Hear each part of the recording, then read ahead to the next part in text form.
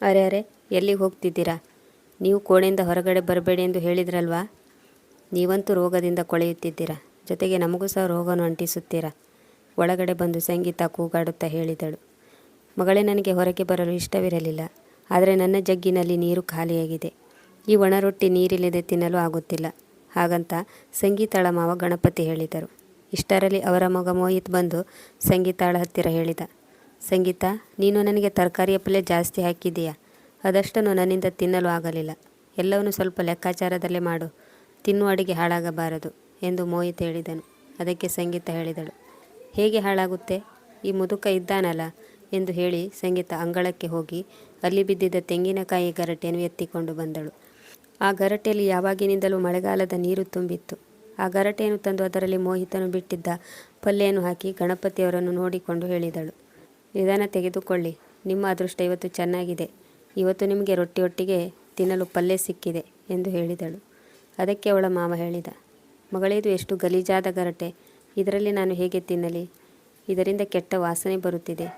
ಇದರ ಬದಲಾಗಿ ನೀನು ಮೋಹಿತ್ನ ತಟ್ಟೆನೇ ನನಗೆ ಕೊಡಬಹುದಿತ್ತಲ್ಲ ಎಂದರು. ಆಗ ಸೊಸೆ, ಏನು ಹೇಳಿದ್ರಿ ನೀವು? ಇವರ ತಟ್ಟೆ ನಿಮಗೆ ಕೊಡಬೇಕಿತ್ತಾ? ನೀವು ಯಾವಾಗಲಾದರೂ ನಿಮ್ಮ ಕಾಲಿನ ಗಾಯವನ್ನು ನೋಡಿಕೊಂಡಿದ್ದೀರಾ? ಅದು ಕೊಳೆಯುತ್ತಾ ಇದೆ. ನಿಜ ಹೇಳಬೇಕಂದ್ರೆ ನಿಮಗೆ ನೆಲದ ಮೇಲೆ ಊಟ ಹಾಕಬೇಕು ಎಂದು ಹೇಳಿದಳು. ಆಗ ಗಣಪತಿಯವರು ಸುಮ್ಮನೆ ಅದೇ ಗರಟೆಯನ್ನು ಹಿಡಿದುಕೊಂಡು ಹೊರಟು ಹೋದರು. ಆದರೆ ಅದರ ವಾಸನೆಯಿಂದ ಅವರು ಆ ಪಲ್ಯವನ್ನು ತಿನ್ನಲೇ ಇಲ್ಲ, ಮತ್ತು ಆ ದಿನ ಅವರು ಒಣ ರೊಟ್ಟಿಯನ್ನೇ ಸುಮ್ಮನೆ ತಿಂದಿದ್ದರು. ಮಾರನೇ ದಿನ ಸಂಗೀತ ಮೋಹಿತಿಗೆ ಹೇಳಿದಳು, ಇಲ್ಲಿ ಕೇಳಿ, ನೀವು ನಿಮ್ಮ ತಂದೆಗೆ ಏನಾದರೂ ಮಾಡಿ, ಅವರ ಆ ಗಾಯವನ್ನು ನೋಡಿ ನನಗೆ ವಾಂತಿಯಾಗುವ ಹಾಗೆ ಆಗುತ್ತೆ. ಅದಕ್ಕೆ ಅವನು ಹೇಳಿದ, ನೀನು ಏನು ಹೇಳ್ತಾ ಇದ್ದೀಯಾ? ಅವರ ಚಿಕಿತ್ಸೆಗೋಸ್ಕರ ನಾನು ನನ್ನ ಮನೆಯನ್ನು ಮಾರಾಟ ಮಾಡಬೇಕಾ? ನಿನಗೆ ಗೊತ್ತಾ ಎಷ್ಟು ಖರ್ಚಾಗುತ್ತೆ ಅಂತ? ಮೋಹಿತ್ನ ಮಾತು ಕೇಳಿ ಸಂಗೀತ ಹೇಳಿದಳು, ಅರೆ, ನಾನು ಹೇಳ್ತಾ ಇರೋದು ಯಾವುದಾದ್ರೂ ಒಂದು ಸರ್ಕಾರಿ ಆಸ್ಪತ್ರೆಯಲ್ಲಿ ಅವರನ್ನು ಅಡ್ಮಿಟ್ ಮಾಡಿ ಬನ್ನಿ ಎಂದು. ಇದರಿಂದ ನಮಗೆ ಯಾವುದೇ ರೀತಿ ಆತಂಕ ಇರುವುದಿಲ್ಲ ಎಂದಳು. ಆಗ ಮೋಹಿತ್, ತುಂಬ ಬಾರಿ ನೋಡಿಯಾಗಿದೆ, ಸರ್ಕಾರಿ ಆಸ್ಪತ್ರೆಯಲ್ಲಿ ಕೇವಲ ಡ್ರೆಸ್ಸಿಂಗ್ ಮಾಡಿ ಬಿಟ್ಟು ಬಿಡುತ್ತಾರೆ. ಇವರಿಗೆ ಯಾವ ರೀತಿ ಗಾಯ ಆಗಿದ್ದೋ ಗೊತ್ತಿಲ್ಲ, ಒಣಗುವ ಲಕ್ಷಣವೇ ಕಾಣಿಸುವುದಿಲ್ಲ ಎಂದನು. ಹಾಗೆ ನೋಡುವುದಾದರೆ ಗಣಪತಿಯವರ ಕಾಲಿಗೆ ಒಂದು ಗಾಯವಾಗಿತ್ತು. ಅದು ಬಹಳ ದಿನದಿಂದ ಹಾಗೆ ಇತ್ತು. ರಕ್ತ ಮತ್ತು ಕೀವು ಸಹ ಇಳಿಯುತ್ತಿತ್ತು. ಸರ್ಕಾರಿ ಆಸ್ಪತ್ರೆಯಲ್ಲಿ ಅದನ್ನು ಕ್ಲೀನ್ ಮಾಡಿ ಮನೆಗೆ ಕಳಿಸುತ್ತಿದ್ದರು ಮತ್ತು ಕೆಲವೊಂದು ಔಷಧಿಗಳನ್ನು ಮತ್ತು ಮುಲಾಮುಗಳನ್ನು ಖರೀದಿ ಮಾಡಲು ಹೇಳುತ್ತಿದ್ದರು. ಆದರೆ ಮೋಹಿತ್ ಯಾವುದೇ ಔಷಧಿಗಳನ್ನು ತೆಗೆದುಕೊಂಡು ಬರುತ್ತಿರಲಿಲ್ಲ. ಹೀಗಿರುವಾಗ ಆ ಗಾಯ ಒಣಗುವುದಾದರೂ ಹೇಗೆ? ಗಣಪತಿಯವರು ವೃತ್ತಿಯಲ್ಲಿ ರೈತರಾಗಿದ್ದರು. ಅವರಿಗೆ ಗಿಡ ಮರಗಳ ಬಗ್ಗೆ ಬಹಳ ವಿಷಯ ಗೊತ್ತಿತ್ತು. ಯಾವಾಗಲಾದರೂ ಅವರಿಗೆ ಗಾಯ ತುಂಬ ನೋವಾಗುತ್ತಿದೆ ಎಂದು ಅನಿಸಿದಾಗ ಅವರು ಗಿಡ ಮತ್ತು ಪೊದೆಗಳಿಂದ ಯಾವುದಾದ್ರೂ ಮದ್ದುಗಳನ್ನು ತಂದು ಆ ಗಾಯದ ಮೇಲೆ ಹಚ್ಚುತ್ತಿದ್ದರು. ಇದರಿಂದಾಗಿ ಅವರಿಗೆ ನೋವಿನಲ್ಲೂ ಸ್ವಲ್ಪ ಆರಾಮ ಸಿಗುತ್ತಿತ್ತು. ಆದರೆ ಗಾಯ ಎಷ್ಟು ಆಳವಾಗಿತ್ತೆಂದರೆ ಗಾಯ ದೊಡ್ಡದಾಗುತ್ತಾ ಹೋಯಿತು. ಒಂದು ದಿನ ರಾತ್ರಿ ಅವರಿಗೆ ಆ ಗಾಯದಿಂದಾಗಿ ತುಂಬ ನೋವಾಗುತ್ತಿತ್ತು. ಮೊದಮೊದಲು ಅವರು ನೋವನ್ನು ಸಹಿಸಿಕೊಳ್ಳುತ್ತಿದ್ದರು. ಅವರು ಎಲೆ ಮತ್ತು ಬೇರುಗಳಿಂದ ಔಷಧಿಯನ್ನು ಮಾಡುತ್ತಿದ್ದರೂ ಸಹ ಅದು ಕಡಿಮೆಯಾಗುತ್ತಿರಲಿಲ್ಲ. ಅವರಿಗೆ ಆದ ಗಾಯದಿಂದ ನೋವು ಜಾಸ್ತಿ ಆಗ್ತಾ ಹೋಗ್ತಿತ್ತು. ಆಗ ಅವರು ಮೋಹಿತ್ನ ರೂಮಿಗೆ ಹೋಗಿ ಬಾಗಿಲು ಬಡಿಯುತ್ತಾ, ಮಗ, ಕಾಲು ತುಂಬ ನೋವಾಗ್ತಾ ಇದೆ, ನನ್ನಿಂದ ನೋವು ಸಹಿಸಿಕೊಳ್ಳಲು ಸಾಧ್ಯವಾಗುತ್ತಿಲ್ಲ ಎಂದು ಹೇಳಿದರು. ಅರೆ, ಈ ಮುದುಕನಿಗೆ ಯಾವಾಗಲೂ ಶಾಂತಿ ಎನ್ನುವುದೇ ಇಲ್ಲ ಎಂದು ಸಂಗೀತ ಮೋಹಿತ್ನನ್ನು ಎಬ್ಬಿಸುತ್ತಾ, ಹೇಳ್ರಿ, ನಿಮ್ಮ ತಂದೆಗೆ ಏನಾಗಿದೆ ಅಂತ ನೋಡಿ, ಅವರು ಜೋರಾಗಿ ಚೀರಾಡುತ್ತಿದ್ದಾರೆ, ಸಾಯುವುದೂ ಇಲ್ಲ ಈ ಮುದುಕ ಎಂದಳು. ಆಗ ಮೋಹಿತ್, ನೀನು ಸುಮ್ಮನೆ ನಿದ್ದೆ ಮಾಡು, ಅವರು ಅಲ್ಲಿ ಚೀರಾಡ್ತಾನೆ ಇರಲಿ, ಅವರಿಗೋಸ್ಕರ ನಾವು ನಮ್ಮ ನಿದ್ದೆಯನ್ನು ಹಾಳು ಮಾಡಿಕೊಳ್ಳೋದು ಬೇಡ. ಅವರಿಗಂತೂ ಏನು ಕೆಲಸ ಇಲ್ಲ ಅಂದರೆ ನಮಗೆ ಮಾಡೋಕ್ಕೆ ಬೇಕಾದಷ್ಟು ಕೆಲಸ ಇದೆ ಎಂದನು. ಈ ಕಡೆ ಗಣಪತಿಯವರು ನೋವನ್ನು ತಡೆದುಕೊಳ್ಳಲು ಸಾಧ್ಯವಾಗದೆ ಸೀದಾ ಅಡಿಗೆ ರೂಮಿಗೆ ಹೋಗಿ ಸ್ವಲ್ಪ ಹಳದಿಯನ್ನು ಮತ್ತು ಐಸ್ ಪೀಸನ್ನು ಆ ಗಾಯದ ಮೇಲೆ ಹಚ್ಚಿದರು. ಬೆಳಿಗ್ಗೆ ಸಂಗೀತ ನೋಡಿದಳು. ಹಳದಿಯ ಡಬ್ಬ ಓಪನ್ ಆಗಿ ಇತ್ತು ಮತ್ತು ಫ್ರಿಜ್ನಿಂದ ತೆಗೆದ ಐಸ್ ಟ್ರೇ ಹೊರಗಡೆನೇ ಇತ್ತು. ಇದನ್ನು ನೋಡಿ ಸಂಗೀತ ಸೀದಾ ತನ್ನ ಮೋರೆಯನ್ನು ಮುಚ್ಚಿಕೊಂಡು ಗಣಪತಿಯವರ ರೂಮಿಗೆ ಹೋದಳು. ನೋಡಿದರೆ ಗಣಪತಿಯವರ ಕಾಲಿಗೆ ಹಳದಿಯ ಪಟ್ಟಿ ಕಟ್ಟಲಾಗಿತ್ತು. ಅದನ್ನು ನೋಡುತ್ತಿದ್ದ ಹಾಗೆ ಅವಳ ಮೈ ರಕ್ತವೆಲ್ಲ ಬಿಸಿಯಾಯಿತು ಮತ್ತು ಹೇಳಿದಳು, ಏ ಮುದುಕ, ನಿನಗೆ ಎಷ್ಟು ಧೈರ್ಯ ಅಡುಗೆ ರೂಮಿಗೆ ಹೋಗಿ ಅಲ್ಲಿಯ ಸಾಮಾನುಗಳಿಗೆಲ್ಲ ಕೈ ಹಚ್ಚಲು ಎಂದು ಗದರಿಸಿದಳು. ಈಗಂತೂ ನಾನು ಯಾವುದಾದ್ರೂ ಒಂದು ನಿರ್ಣಯವನ್ನು ತೆಗೆದುಕೊಳ್ಳಲೇಬೇಕು ಎಂದುಕೊಳ್ಳುತ್ತಾ ಅವಳು ರೂಮಿಗೆ ಹೊರಗಿನಿಂದ ಚಿಲಕ ಹಾಕಿದಳು ಮತ್ತು ಅಲ್ಲಿಂದ ಹೊರಟು ಹೋದಳು. 1-2 ಗಂಟೆಯ ನಂತರ ಮೋಹಿತ್ ಒಂದಿಬ್ಬರು ಗಂಡಸರನ್ನು ಕರೆದುಕೊಂಡು ಬಂದನು. ಗಣಪತಿಯವರಿಗೆ ಏನಾಗುತ್ತಿದೆ ಎಂದು ಗೊತ್ತಾಗೋದಕ್ಕಿಂತ ಮೊದಲು ಆ ಗಂಡಸರು ಅವರ ಕಾಟಿನೊಂದಿಗೆ ಅವರನ್ನು ಹೊತ್ತುಕೊಂಡು ಹೊರಟು ಹೋದರು. ಅರೆ, ನೀವೆಲ್ಲ ಏನು ಮಾಡ್ತಾ ಇದ್ದೀರಾ? ನೀವು ನನ್ನನ್ನು ಕೆಳಗಿಳಿಸಿ, ನಾನು ಬಿದ್ದು ಬಿಡುತ್ತೇನೆ ಎಂದು ಗಣಪತಿಯವರು ಅಳುತ್ತಾ ಹೇಳುತ್ತಿದ್ದರು. ಆಗ ಮೋಹಿತ್ ಹೇಳಿದನು, ಹೆದರಿಕೊಳ್ಳಬೇಡಿ, ನಿಮ್ಮ ಚಟ್ಟ ಎತ್ತಿಕೊಂಡು ಹೋಗ್ತಾ ಇಲ್ಲ, ನಿಮಗೆ ಇರಲು ವ್ಯವಸ್ಥೆಯನ್ನು ಬೇರೆ ಕಡೆ ಮಾಡ್ತಾ ಇದ್ದೀನಿ ಅಷ್ಟೇ. ಅದು ಹಸುಗಳನ್ನು ಕಟ್ಟುವ ಕೊಟ್ಟಿಗೆಯಲ್ಲಿ. ನೀವು ಯಾವ ರೋಗವನ್ನು ಅಂಟಿಸಿಕೊಂಡು ಕುಳಿತಿದ್ರೋ ಗೊತ್ತಿಲ್ಲ. ನಿಮಗಂತೂ ವಯಸ್ಸಾಗಿದೆ, ಆದರೆ ನಮಗಿನ್ನೂ ಸಾಯುವಂಥ ವಯಸ್ಸಾಗಿಲ್ಲ. ಇವತ್ತಿನಿಂದ ನೀವು ಇಲ್ಲೇ ಇರಬೇಕು. ಹುಷಾರ್, ನೀವು ಮನೆಯೊಳಗೆ ಬರುವ ಸಾಹಸವನ್ನು ಮಾಡಬೇಡಿ ಎಂದು ಹೇಳಿ ಮೋಹಿತ್ ಅವರನ್ನು ಆ ಕೊಟ್ಟಿಗೆಯಲ್ಲಿ ಇಟ್ಟು ಹೊರಟು ಹೋದ. ಆ ಕೊಟ್ಟಿಗೆಯು ಮಣ್ಣು ಮತ್ತು ಧೂಳಿಂದ ತುಂಬಿತ್ತು. ವರ್ಷಗಳ ಹಿಂದೆ ಅಲ್ಲಿ ಒಂದು ಆಕಳನ್ನು ಕಟ್ಟಲಾಗುತ್ತಿತ್ತು. ಅದಕ್ಕೋಸ್ಕರ ಈ ಕೊಟ್ಟಿಗೆಯನ್ನು ಕಟ್ಟಲಾಗಿದ್ದು ಈಗ ಅದು ಗಣಪತಿಯವರ ಮನೆಯಾಗಿತ್ತು. ಈಗ ಅವರ ಹತ್ತಿರ ಏನು ಮಾಡಲು ಆಗುತ್ತಿರಲಿಲ್ಲ. ಅವರು ಸುಮ್ಮನೆ ಅಲ್ಲಿಯೇ ಮಲಗಿರುತ್ತಿದ್ದರು. ಅವರು ಹಸಿವಾದಾಗ ಎಷ್ಟೋ ಸಲ ಸಂಗೀತಳನ್ನು ಕರೆಯುತ್ತಿದ್ದರು. ಆದರೆ ಸಂಗೀತ ಕೇಳಿಯೂ ಕೇಳದವಳ ಹಾಗೆ ಇರುತ್ತಿದ್ದಳು. ಎಷ್ಟೋ ಸಲ ಅವರು ಸಂಗೀತಳನ್ನು ಕರೆದು ಕರೆದು ಸುಸ್ತಾಗಿ ಸುಮ್ಮನೆ ಇರುತ್ತಿದ್ದರು. ಆಗ ಸಂಗೀತ ಊಟ ತೆಗೆದುಕೊಂಡು ಹೊರಗೆ ಬರುತ್ತಿದ್ದಳು ಮತ್ತು ಅವರಿಗೆ ಯಾವುದೋ ಒಂದು ದೊಡ್ಡ ಕಾಯಿಲೆ ಇದೆ ಅನ್ನುವರ ಹಾಗೆ ಅವರಿಗೆ ಊಟವನ್ನು ನೀಡುತ್ತಿದ್ದಳು. ಒಂದೊಂದು ಸಲ ಸಂಗೀತ ಅವರಿಗೆ ಊಟವನ್ನು ಸಹ ನೀಡುತ್ತಿರಲಿಲ್ಲ. ಅದಕ್ಕಾಗಿ ಅವರು ಮನೆಯಿಂದ ಹೊರಗಡೆ ಹೋಗುತ್ತಿದ್ದರು. ಪಕ್ಕದ ಮನೆಯವರ ಹತ್ತಿರ ಊಟ ಕೇಳಲು ಅವರಿಗೆ ನಾಚಿಕೆ ಆಗುತ್ತಿತ್ತು. ಅದಕ್ಕಾಗಿ ಅವರು ಪೇಟೆಯಲ್ಲಿರೋ ಹೋಟೆಲ್ಗೆ ಹೋಗಿ ಊಟವನ್ನು ಬೇಡುತ್ತಿದ್ದರು. ಕೆಲವೊಂದು ಸಲ ಕೆಲವು ಜನ ಅವರ ಮೇಲೆ ಕನಿಕರ ತೋರಿಸಿ ಊಟವನ್ನು ಕೊಡುತ್ತಿದ್ದರು ಮತ್ತು ಕೆಲವೊಂದು ಸಲ ಅವರು ಉಪವಾಸವೇ ಇರಬೇಕಾಗಿತ್ತು. ಒಂದು ದಿನ ಸಂಗೀತ ತನ್ನ ಗಂಡನ ಹತ್ತಿರ ಹೇಳಿದಳು, ನಿಮ್ಮ ತಂದೆ ಸಾಯುವುದೂ ಇಲ್ಲ ಮತ್ತು ನಮ್ಮನ್ನು ನೆಮ್ಮದಿಯಾಗಿ ಬದುಕಲು ಬಿಡುವುದಿಲ್ಲ. ದಿನವೆಲ್ಲ ಮನೆಯಲ್ಲಿ ಊಟ ಊಟ ಎಂದು ಹೇಳುತ್ತಿರುತ್ತಾರೆ ಮತ್ತು ಅದರಲ್ಲಿ ಹೊಟ್ಟೆ ತುಂಬದಿದ್ದರೆ ಪೇಟೆಗೆ ಹೋಗಿ ಅಂಗಡಿಯಲ್ಲಿ ಭಿಕ್ಷೆ ಬೇಡುತ್ತಾರೆ. ನಿಜವಾಗ್ಲೂ ಹೇಳಬೇಕಂದ್ರೆ ಈ ಮುದುಕನಿಂದಾಗಿ ನೆಮ್ಮದಿ ಇಲ್ಲದಂತಾಗಿದೆ. ಒಂದೊಂದು ಸಾರಿ ಅನ್ನಿಸುತ್ತೆ ಅವರ ಊಟದಲ್ಲಿ ವಿಷವನ್ನು ಸೇರಿಸಬೇಕೆಂದು. ಯಾವಾಗ ಸಂಗೀತ ಈ ಮಾತನ್ನು ಹೇಳಿದಳೋ ಅದೇ ಸಮಯಕ್ಕೆ ಗಣಪತಿಯವರು ಹೊರಗಿನಿಂದ ಬಂದರು. ಅವರನ್ನು ನೋಡುತ್ತಿದ್ದಂತೆ ಮೋಹಿತ್ನ ಸಿಟ್ಟು ನೆತ್ತಿಗೇರಿತ್ತು. ಅವರು ಬರುತ್ತಿದ್ದಂತೆ ಮೋಹಿತ್ ತನ್ನ ತಂದೆಯನ್ನು ತಳ್ಳಿ ಮನೆಯಿಂದ ಹೊರ ಹಾಕಿದನು ಮತ್ತು ಹೇಳಿದನು, ಹೋಗಿ, ನಿಮಗೆ ಎಲ್ಲಿ ಊಟ ಸಿಗುತ್ತದೆಯೋ ಅಲ್ಲೇ ಹೋಗಿ ಉಳಿಯುವ ವ್ಯವಸ್ಥೆಯನ್ನು ಮಾಡಿಕೊಳ್ಳಿ. ನೀವು ಇಲ್ಲಿ ಬರುವ ಅವಶ್ಯಕತೆ ಇಲ್ಲ ಎಂದನು. ಅದಕ್ಕೆ ಅವರು ಹೇಳಿದರು, ಮಗನೇ, ಹೀಗೆ ಮಾಡಬೇಡ. ನಾನು ಎಲ್ಲಿಗೆ ಹೋಗಲಿ? ನನ್ನ ಮೇಲೆ ದಯೆ ತೋರಿಸು. ನಾನು ನಿನ್ನ ತಂದೆ. ಇವತ್ತಿನಿಂದ ನಾನು ಯಾವಾಗಲೂ ಹೊರಗೆ ಹೋಗಲ್ಲ. ನನ್ನನ್ನು ಕ್ಷಮಿಸು ಎಂದರು. ಎಷ್ಟೇ ಬೇಡಿಕೊಂಡರೂ ಸಹ ಮೋಹಿತ್ನ ಮನಸ್ಸು ಕರಗಲಿಲ್ಲ. ಅಳುತ್ತಾ ಅಳುತ್ತಾ ಗಣಪತಿಯವರು ಮನೆಯಿಂದ ಆಚೆ ಹೋದರು. ಇದು ಚಳಿಗಾಲವಾಗಿತ್ತು. ಸ್ವಲ್ಪ ಬಿಸಿಲು ನೋಡಿ ಗಣಪತಿಯವರು ಪೇಟೆಯಲ್ಲಿ ಒಂದು ಗಿಡ ಮಾರುವವನ ಪಕ್ಕದಲ್ಲಿ ಹೋಗಿ ಕುಳಿತರು. ಮುದ್ದೆಯಾದ ಗಲೀಜಾದ ಧೋತಿ ಮತ್ತು ಶರ್ಟು, ಕಾಲಿಗೆ ಹಳದಿಂದ ಮಾಡಿದ ಬ್ಯಾಂಡೇಜ್ ಮತ್ತು ಕಣ್ಣಲ್ಲಿ ನೀರು ತುಂಬಿ ಅವರು ಅಲ್ಲೇ ಕುಳಿತು ಯೋಚಿಸತೊಡಗಿದರು. ಈಗ ನಾನು ಎಲ್ಲಿ ಹೋಗಲಿ ಮತ್ತು ಏನು ಮಾಡಲಿ? ಅದೇ ಸಮಯಕ್ಕೆ ಗಿಡ ಮಾರಾಟ ಮಾಡುವವನ ಹತ್ತಿರ ಒಬ್ಬ ವ್ಯಕ್ತಿ ಬಂದ. ಅಣ್ಣ, ಈ ಗಿಡ ಪಾಟ್ನಲ್ಲಿ ನೆಡಬಹುದಾ? ಮತ್ತು ಇದನ್ನು ನೆಡಲು ಒಂದು ಅದ್ಭುತವಾದ ರೀತಿ ಇರುತ್ತೆ ಎಂದು ನಾನು ಎಲ್ಲೋ ಕೇಳಿದ್ದೇನೆ. ಆಗ ಗಿಡ ಮಾರುವವನು ಹೇಳಿದ, ಅರೆ ಇಲ್ಲ ಇಲ್ಲ, ಯಾವುದೂ ಅದ್ಭುತವಾದ ರೀತಿ ಇಲ್ಲ ಮತ್ತು ಇದನ್ನು ಎಲ್ಲಿ ಬೇಕಾದರೂ ನೆಡಬಹುದು. ಇದು ಒಳ್ಳೆಯ ಬೀಜದಿಂದ ಮಾಡಿದ ಸಸಿ ಎಂದನು. ಆಗ, ಇಲ್ಲ ಮಗ, ಈ ಗಿಡ ಪಾಟ್ನಲ್ಲಿ ನೆಡಲು ಆಗುವುದಿಲ್ಲ. ಅಕಸ್ಮಾತ್ ನೀನು ಪಾಟಲ್ಲೇ ಬೆಳೆಸಬೇಕೆಂದರೆ ಅದಕ್ಕೆ ಮಣ್ಣಿನ ಜೊತೆಗೆ ಸ್ವಲ್ಪ ಗೊಬ್ಬರವನ್ನು ಸೇರಿಸು. ಇದರಿಂದ ಹುಟ್ಟಿದರೂ ಹುಟ್ಟಬಹುದು. ಈ ಗಿಡ ಬಿಸಿಲನ್ನು ಬಹಳ ಇಷ್ಟಪಡುತ್ತೆ. ಇದಕ್ಕಾಗಿ ಅದನ್ನು ಬಿಸಿಲಿನಲ್ಲಿಯೇ ಇಡು ಎಂದು ಗಣಪತಿಯವರು ಹೇಳಿದರು. ಗಿಡದ ಬಗ್ಗೆ ಅವರಿಬ್ಬರು ಮಾತನಾಡುತ್ತಿರುವುದನ್ನು ಕೇಳಿ ಅವರಿಂದ ಸುಮ್ಮನೆ ಇರಲು ಆಗಲಿಲ್ಲ ಮತ್ತು ಅವರು ತನ್ನ ದುಃಖವನ್ನು ಮರೆತರು ಮತ್ತು ಗಿಡದ ಮಹತ್ವದ ಬಗ್ಗೆ ಹೇಳುತ್ತಿದ್ದರು. ಆಗ ಗಿಡ ಖರೀದಿ ಮಾಡುವವನು ಕೇಳಿದ, ಅರೆ ಅಂಕಲ್, ನಿಮಗೆ ಗಿಡ ಮರದ ಬಗ್ಗೆ ತುಂಬ ಮಾಹಿತಿ ಇದೆ ಅಂತ ಅನಿಸುತ್ತೆ. ಹಾಗಾದರೆ ನೀವು ಏನು ಮಾಡ್ತಾ ಇದ್ದೀರಿ ಎಂದು ಕೇಳಿದ. ಆಗ ಗಣಪತಿಯವರು, ಹೌದು ಮಗ, ನಾನೊಬ್ಬ ರೈತ. ನನಗೆ ಗಿಡ ಮರಗಳ ಬಗ್ಗೆ ಆಸಕ್ತಿ ಇದ್ದೇ ಇರುತ್ತೆ. ಈಗ ಸದ್ಯಕ್ಕೆ ರಸ್ತೆಯ ಮಣ್ಣು ನೆಕ್ಕುತ್ತಿದ್ದೇನೆ ಎಂದು ಹೇಳಿದರು. ಆಗ ಗಿಡ ಖರೀದಿ ಮಾಡುವವನು, ಅಂಕಲ್, ನನ್ನ ಗೆಳೆಯನಿಗೆ ಗಿಡದ ಕೆಲಸ ಮಾಡುವ ಮಾಲಿ ಬೇಕಾಗಿದ್ದಾನೆ. ನೀವು ಆ ಕೆಲಸ ಮಾಡಬಹುದಾ?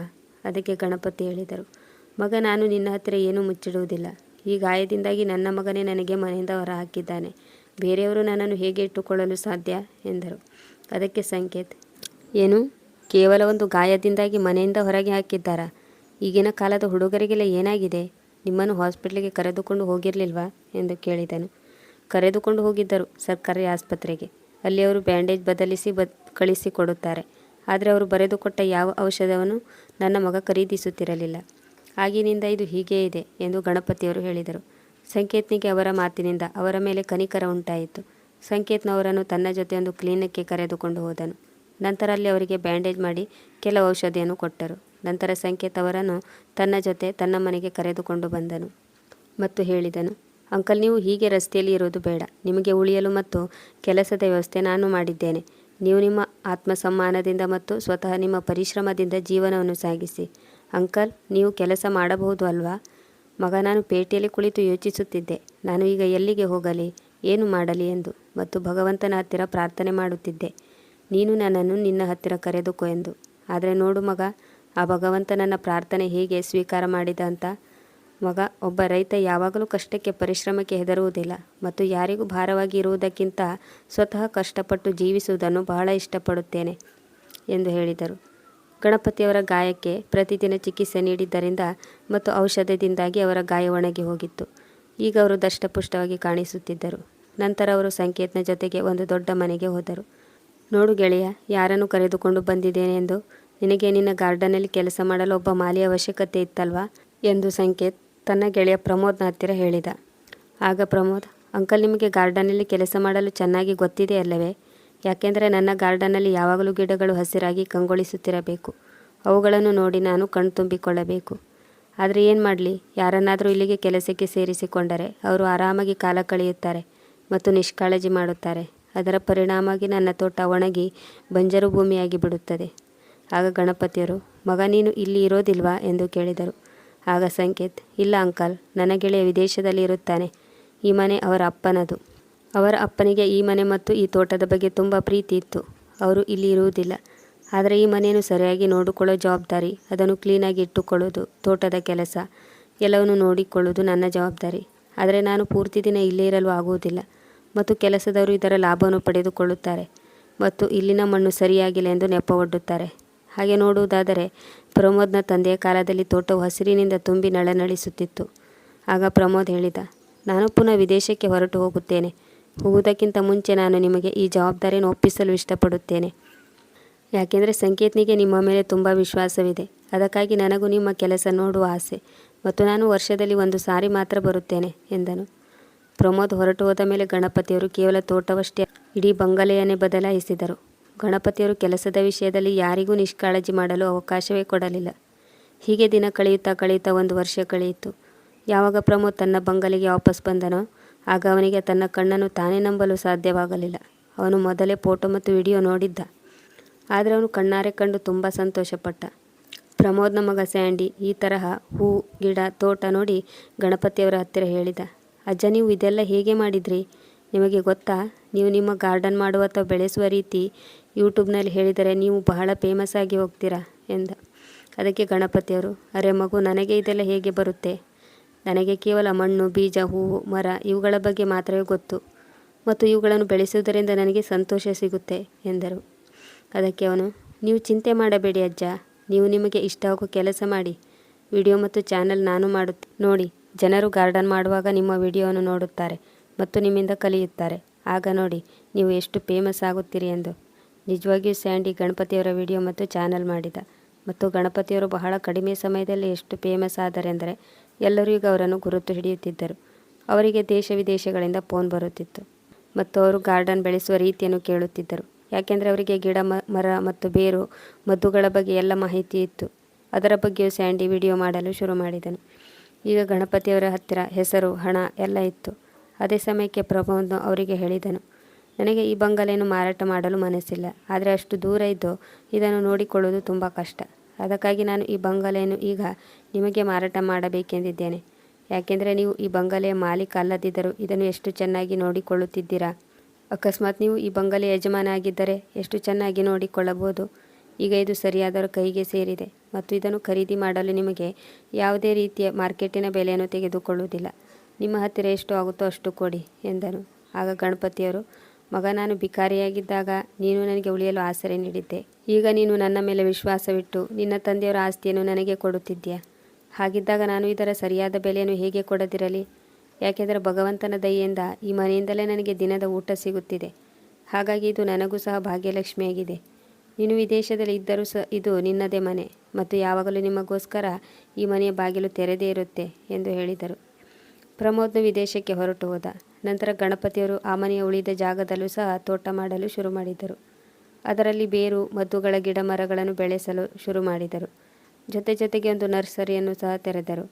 ಯಾಕೆಂದರೆ ಅವರು ಈಗ ಒಬ್ಬ ಗೌರವಾನ್ವಿತ ವ್ಯಕ್ತಿಯಾಗಿದ್ದರು. ಎಲ್ಲರಿಗೂ ಅವರ ಪರಿಚಯವಿತ್ತು. ಹಾಗಾಗಿ ಅವರ ನರ್ಸರಿಯಲ್ಲಿ ಯಾವಾಗಲೂ ಜನ ಇರುತ್ತಿದ್ದರು. ಕೆಲವರಂತೂ ಅವರ ಒಟ್ಟಿಗೆ ಫೋಟೋ ತೆಗೆಯಲು ಮತ್ತು ಅವರನ್ನು ನೋಡಲು ಬರುತ್ತಿದ್ದರು. ಒಂದು ದಿನ ಬೆಳಿಗ್ಗೆ ಕೆಲವರು ಮೋಹಿತ್ನ ಮನೆಯ ಬಾಗಿಲನ್ನು ಬಡಿಯುತ್ತಿದ್ದರು.